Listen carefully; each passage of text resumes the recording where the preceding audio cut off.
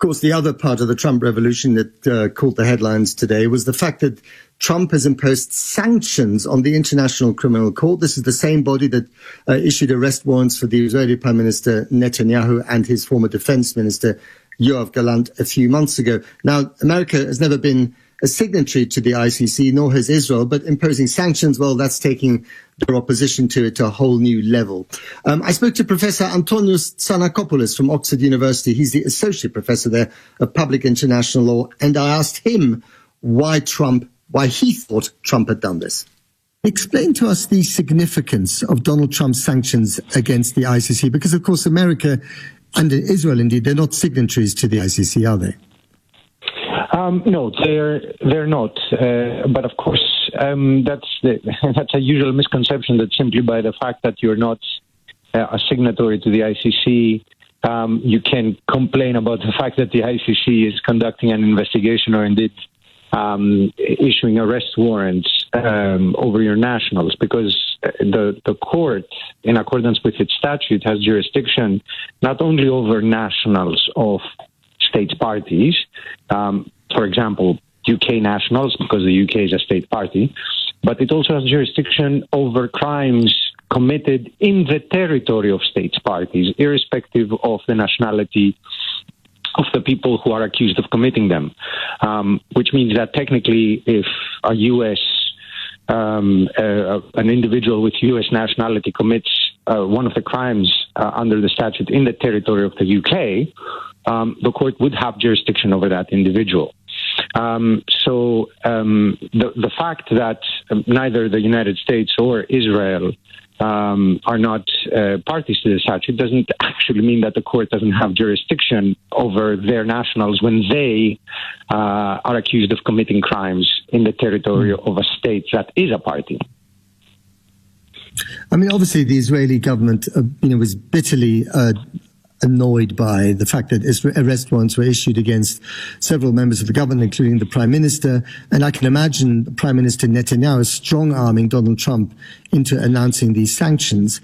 But it is really stepping up the kind of opposition to the ICC to a level that we haven't seen before.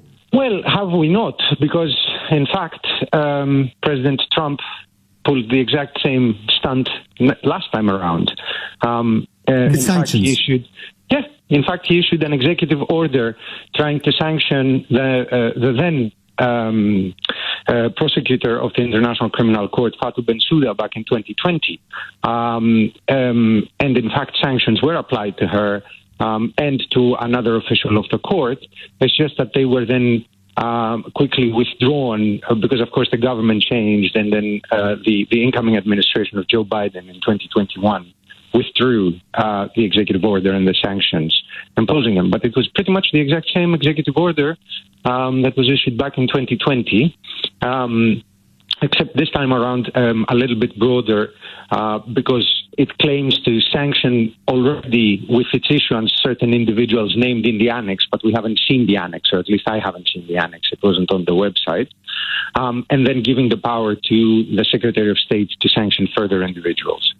So it is a conversation that has been had before, if that makes sense. That makes sense completely. But is it more serious this time, do you think, because of the broadness of the sanctions, or more serious because Donald Trump seems to be lashing out even more than he did in 2016? Well, I would say it's more serious, at least in the sense that these look likely to be around for at least the next 4 years. So it's not 1 year before the next election or the next incoming government in the United States. So that's why it's more serious, and they appear to be slightly broader than last time around, at least in terms of the persons that they may be sanctioning, but we can't confirm that yet because we haven't seen who they are going to sanction specifically.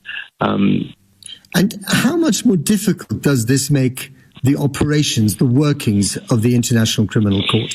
Well, it does affect the court. I mean, as you know, the court is headquartered in The Hague, but the fact that funds and assets of court officials or people cooperating with court officials may be frozen is quite problematic, as is the fact that they may be subject to entry and exit restrictions, but more importantly also that certain donations towards the court may be blocked by the sanctions. It could lead to absurd results because, of course, in the way that the executive order is phrased, the power of the Secretary of State to sanction individuals that are somehow cooperating with the court or assisting materially in the court's work could encompass such person as, I don't know, my colleague Marko Milanovic, who was one member of the academic panel advising the prosecutor with respect to the arrest warrants, and he may now be sanctioned, which would be quite absurd. Or Amal Alamuddin, for that matter, Amal Clooney, who also. Was a member of that panel, if I'm not mistaken. So it can be quite broad. It will create problems for the court. Will it stop the court from exercising its functions? I don't think so. And the court has said that they will not stop exercising their functions. But it will create problems. Could the administration, through the Justice Department, issue its own arrest warrants of members of the court or people who have been cooperating with the court, like Amal Clooney? To issue arrest warrants, well, they would have to be able to against them on the basis of these sanctions. I mean, anything is possible, isn't it? But I just wondered to what extent the administration could take it even further and say that those working for the International Criminal Court are committing a crime in the eyes of the United States by going after people like Prime Minister Netanyahu, and therefore that America itself will charge them with a crime. I don't know what that crime would be, but is that kind of absurdity possible? Well, that's very difficult to answer because it wouldn't be the first absurdity that we have seen in the last couple of weeks. You're not saying no. You're not saying no. We are through the looking glass, aren't we? We're in the twilight zone. So I things that I would have said no about a few weeks ago, I probably can't say no anymore after the things that we're hearing. I do think that this is really difficult, but we're at the stage where anything is possible.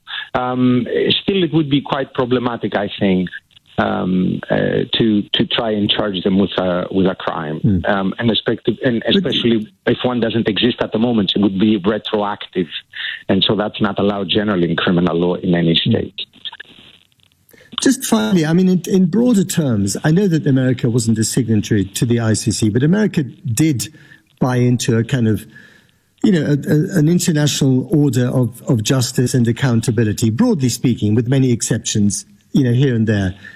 Is this now ending any sense of a global judicial, structure or judicial principles by which, criminal presidents or generals or whatever can be held to account?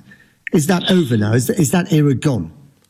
I don't think it's gone, and I probably should hope that it's not gone, if not for any other broader and sort of higher-minded reasons, also because that would mean I'm out of a job. But as rich and powerful as the United States is, the international legal order or an international legal order of some sort pre-existed sort of the preeminence of the United States and will surely survive it for the simple reason that it's impossible to operate in an international system without some set of rules. Now, of course, states are the ones that make those rules, and so states are the ones to change them. But in order to do so, they have to work to create consensus, to create some sort of agreement between them.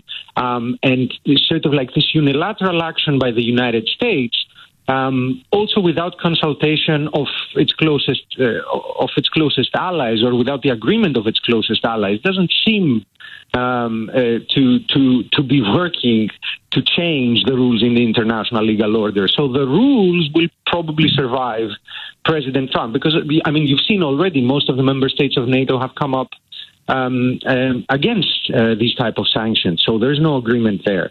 There are various other close allies of the United States who are parties to the ICC, and they're making statements condemning these type of sanctions. So the United States alone cannot change the system. It is very powerful in sort of creating enough agreement to change the system on occasion, but it cannot do it alone. And on this occasion, it doesn't seem to have the agreement of any large part of the international community. It certainly would have the agreement of Russia, I suspect. Whether that is a vote of confidence for the United States policy is a matter that I leave to your listeners. Very briefly and finally, Professor, it seems that America is more part of the problem now than part of the solution. Well, this is difficult to comment on. From certain viewpoints, America has always been a part more of the problem rather than the solution. It's just been that you may pursue the application of certain rules with the presumption that they would never apply to you.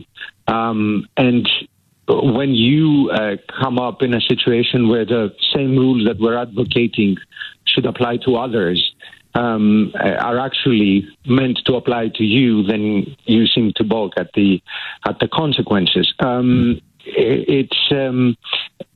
All states can be at different times parts of the problem or parts of the solution, and we should just sort of not forget that the international community at the moment has 125 states that are parties to the ICC statute, 193 states that are members of the United Nations, and almost 200 states in the world. And the United States, as I said, rich and powerful as it is only one of them. And one is not enough, or even 2 and 3 are not enough to change the world as we know it, at least at the legal level. Professor Tsangakopoulos speaking to me.